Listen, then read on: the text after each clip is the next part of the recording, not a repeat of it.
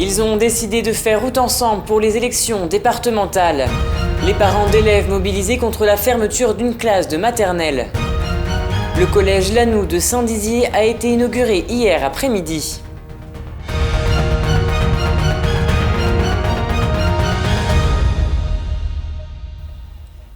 Bonsoir à tous, bienvenue dans votre journal week-end du samedi 13 mars 2021. Dans 3 mois, jour pour jour, débutera le premier tour des élections départementales. Ces dernières se tiendront les 13 et 20 juin prochains. Si certains se font discrets quant à leur candidature, d'autres ont déjà emboîté le pas. C'est le cas pour le Printemps haut-marnais. Derrière ce nom se cache un rassemblement de la gauche et des écologistes. Aujourd'hui, à Chaumont, Europe Écologie Les Verts, Ensemble, le Parti communiste français, le Parti socialiste et la France insoumise ont signé un programme commun afin d'officialiser leur candidature pour ces élections. On les écoute au micro de Théo Raguin.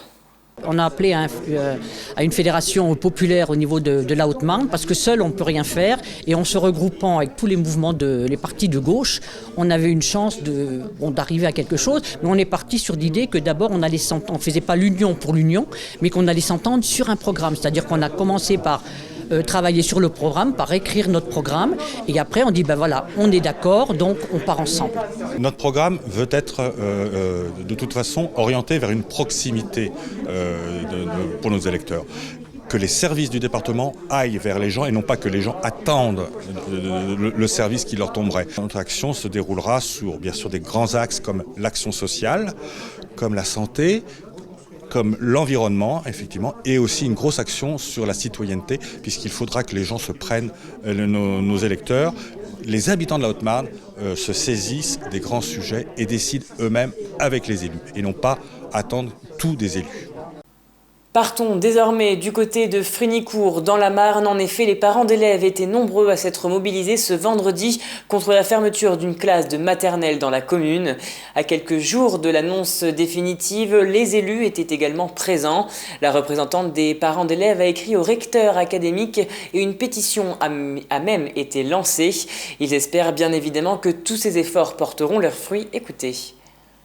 Nous annonçons pour la rentrée prochaine 80 élèves à l'école, 32 en petite section. Il y aura 85 élèves à la rentrée de 2022-2023. Donc nous sommes en nette augmentation et nous pensons qu'il n'y a pas lieu d'avoir une fermeture de classe. Aujourd'hui pour la pétition, nous sommes à 250 signatures, ce qui est déjà bien. Nous avons eu des retours de l'inspectrice académique qui m'a demandé un rendez-vous, donc je la rencontrerai ce mardi pour plus d'informations. De nombreux parents étaient présents pour nous assurer de leur soutien et nous avons eu aussi le soutien de monsieur Charles de Courson, député de la Marne, qui participera au CDN et qui amènera des éléments pour justement pouvoir bloquer cette fermeture de classe. Passons désormais au chiffre du jour qui s'élève à 16 422. Ce chiffre représente le nombre de personnes vaccinées en Haute-Marne depuis le 8 janvier. Presque donc un Haut-Marnais sur 10 est vacciné. Après 4 ans de travaux, le collège Lanoue à Saint-Dizier a officiellement été inauguré ce vendredi. 14 millions d'euros ont servi à remettre sur pied cet établissement. Une opération qui s'est déroulée tout en accueillant les élèves. Un reportage réalisé par Alison Godefroy et Nicolas Fontaine. Ce vendredi après-midi, le conseil départemental de Haute-Marne a inauguré le collège Lanoue à Saint-Dizier.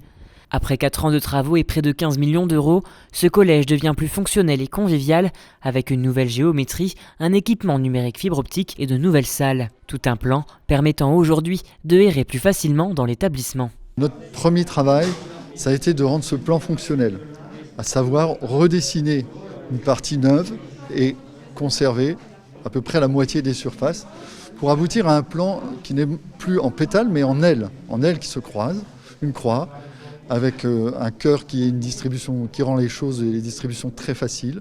Ce projet prévoyait une capacité d'accueil de 400 élèves pour une surface globale d'environ 4800 m². Les travaux se sont déroulés en 4 phases de réhabilitation entre décembre 2016 et octobre 2020. Une opération rendue possible grâce au conseil départemental, mais aussi au GIP Haute-Marne, partenaire historique du plan collège. C'est une priorité depuis longtemps au conseil départemental d'apporter et d'offrir les meilleures conditions possibles pour nos collégiens.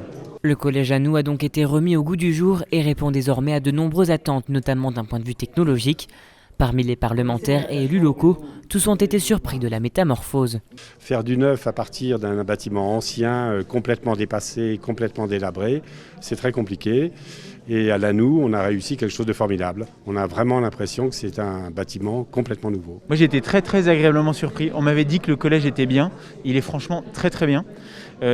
Très beaux matériaux, belle lumière.